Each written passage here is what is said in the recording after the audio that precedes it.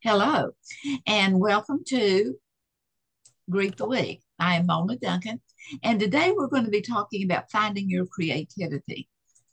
So pull up the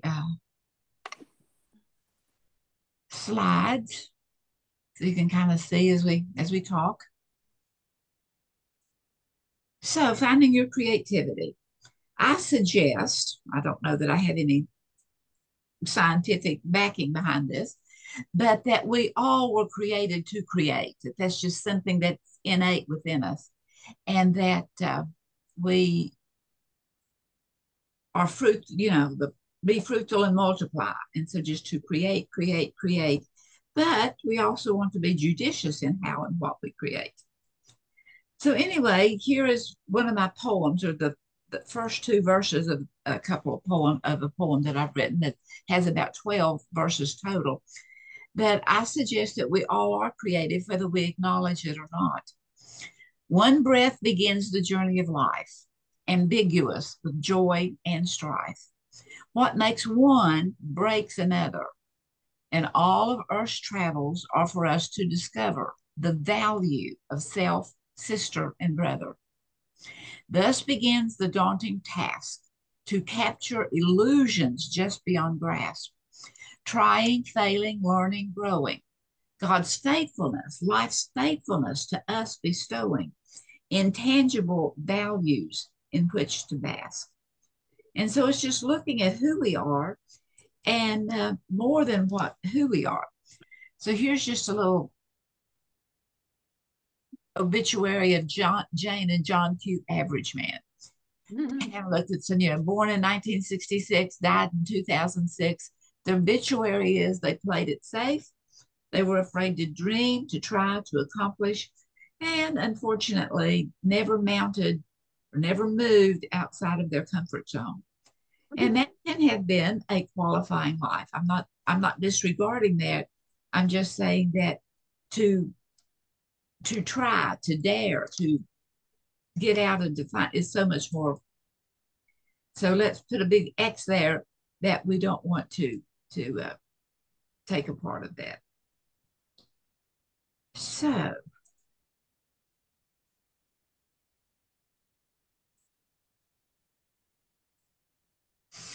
some components of creativity.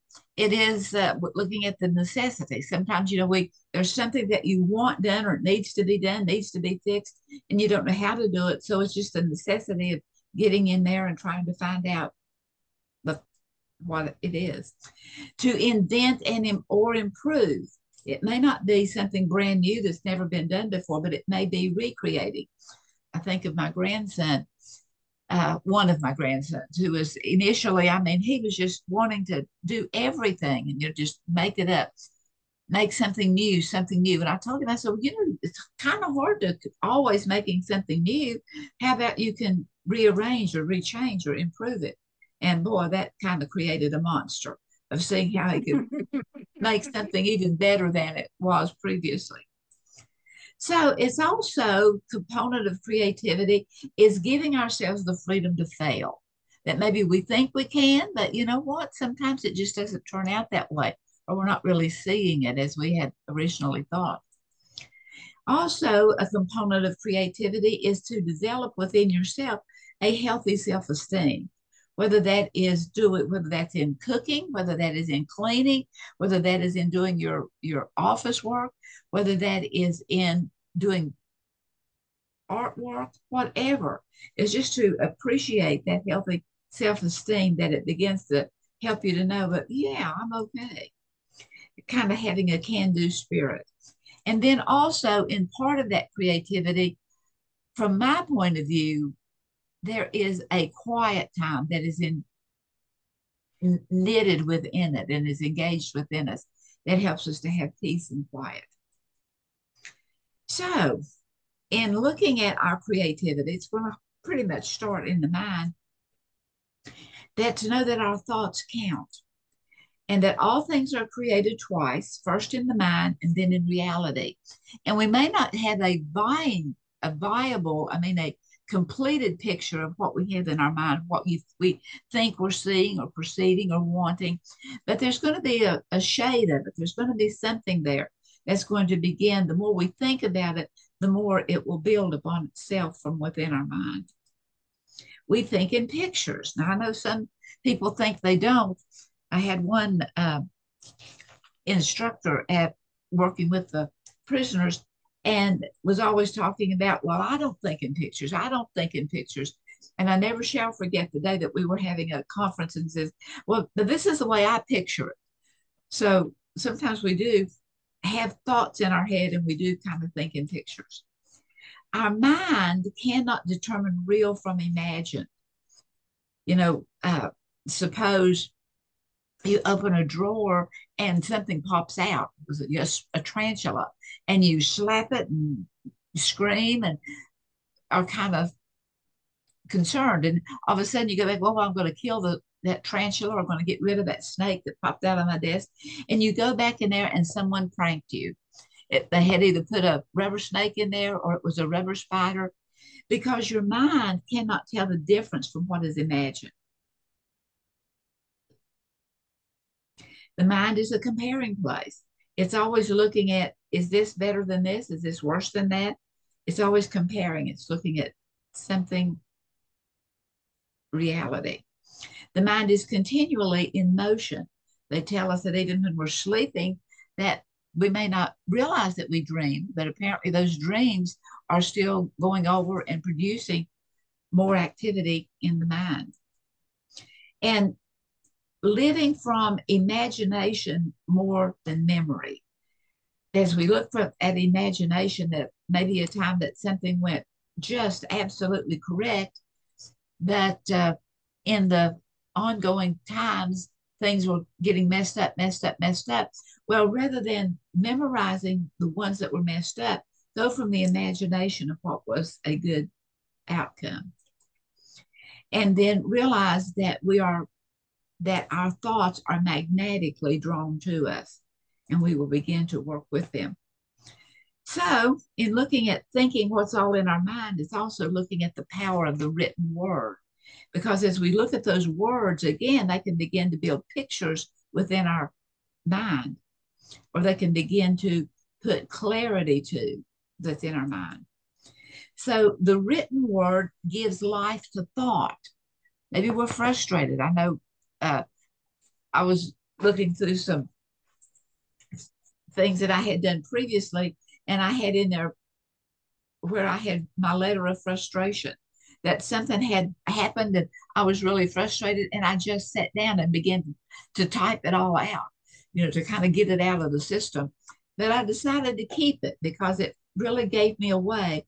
It gave me the insight as to into any time, whether it is wanting something that is better than, or whether it's something that needs to be corrected, that as we look at the words we're writing, as the words we're reading, they can give life to our thoughts. They can bring them into clarity. And the power of the written word, it leads to organization. Maybe you start writing about things I need to do, things that's important to do, things I want to do, what I need to become creative, and it leads us to being more organized. We help to have a visual accounting for our evaluations. If we begin to look at whenever things need, what time is it going to be, and what do I need, what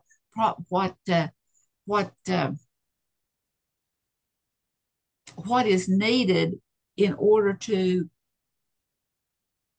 produce what it is I'm wanting to produce, whether that is a talk, whether that is a meal, whether that is a painting. It's a visual accounting for evaluation. And then also it just frees your mind to create.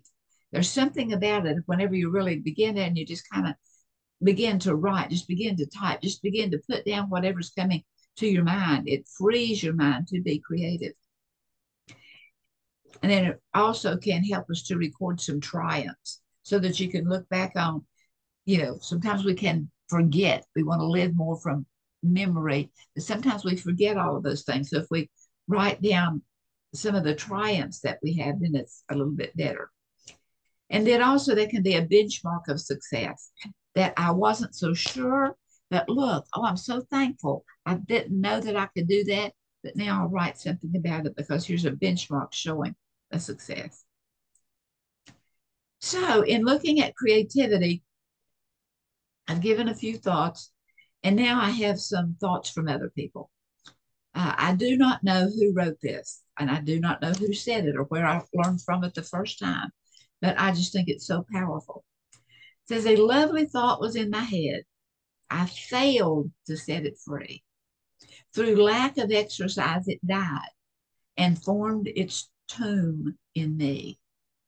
And I think about that a lot. You know, something that you may want to say to someone that would encourage them, but you just don't. And so that thought, that encouragement dies within you and forms a tomb. Whenever it could be so much better to have that healthy interacting with others and relating with them so that you could give a positive thought, that lovely thought that was in your head, to not only to share with them, but maybe to share with others and to let them know something that has been triumphant for you so they can help it to bloom rather than to taking its own death. So here is another little poem. This is from Lewis Carroll's Alice in Wonderland. Alice is saying, there is no use trying. One can't believe impossible things. And she was devastated. But the mother, Queen, said, I dare say you haven't had much practice. When I was your age, I always did it for half an hour. Did what? Why, sometimes I've believed as many as 6 impossible things before breakfast. And how many times have you put things in your mind that never came into being because we didn't give ourselves the energy to actually follow through on it? And so believing, and it was really neat in the WGI yesterday or over the weekend that we had a gathering and we were looking at what are our beliefs, what are our thoughts, what are our beliefs, and how do those thoughts make into a belief. I believed as many as 6 impossible things before breakfast. So think about it and don't always give up. And here's a quote from Vincent van Gogh. If you hear a voice within you say, you cannot paint, then by all means paint, and that voice will be silenced. And how many times have we backed down because we had the ability, we really could create, we really could learn. We really, you know, whether this is a child learning in school or whether it's us learning about life in general, and that there's always more to it than what we have originally thought. And so when we hear you cannot do that, well then let's just try and let's silence that voice that's saying you can't do, you're not capable of, you're not good enough. And good old Pablo Picasso, a quote from him. God is really another artist. He created the giraffe, the elephant, and the cat. He has no real style. He just goes on trying other things. To create, you must close your eyes and sing. So it's internal. It's internal. We are internally motivated, but many times in that creativity part, we give up on being that internal motivator. And Louisa May Alcott, I absolutely love this, and I think about it. Look it up deliberately. Look it up because it so impresses me. Far away, there in the sunshine, are my highest aspirations. I may not reach them, but I can look up and see their beauty, believe in them, and follow where they may lead. And sometimes it's not bringing into being the exactness of what we thought we wanted, but it's just, as she has spoken, is following them wherever they may lead and see their beauty and believe in it. And so I'm adding here to realize that dreams have no expiration date. then how many times have you thought, I wish I had completed with, I wish I had followed through on? Well, dreams have no expiration. As long as we're living and breathing, we are capable of going back and looking at those things. And so Picasso was talking about singing. So we're going to end this by looking at the Carpenters and their song. To sing a song. Make it simple to last your whole life long. Don't worry that it's not good enough for anyone else to hear. Just sing a song. And at church, our choir director, well, we don't have a choir, but we have just a little small group. It's more like a trio. But anyway, I was asked to join that, and I have in the past, but my voice has become so much more scratchy and not as melodious, and I can't keep a note too long. And I thought, well, I appreciate this. As I was thinking about this morning and writing out our topic for today, I thought, just don't worry if it's not good enough for anyone else to hear.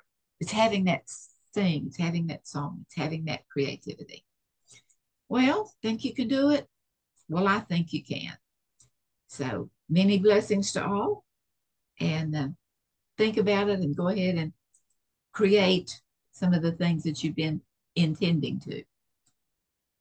So many blessings.